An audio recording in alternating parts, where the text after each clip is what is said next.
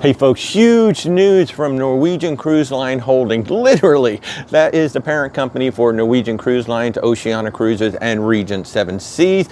They are ordering new ships, and the private island is getting a big upgrade. Now, first of all, Norwegian Cruise Line, they're going to get 4 new ships over the next 10 years that will be 200,000 gross tons. Now, for perspective, that's going to be bigger than the current Carnival XL class. It's going to be right between Royal Caribbean's Quantum class and the Oasis class. These are going to be very big ships. Oceania Cruises is going to get 2 more new ships after the Allura. Now, these are going to be 86,000 gross tons, and they will have a capacity of 1,450 guests. So adding about 200 more. Right now, they can hold about 1,250 on their largest ship. And then Regent Seven Seas is going to get 2 more ships, 77,000 gross tons with a capacity of 850 guests. So that's the 8 new ships coming over the next 10 years. But here's the big news for everybody else. Great Stirrup Key in the Bahamas is getting a pier.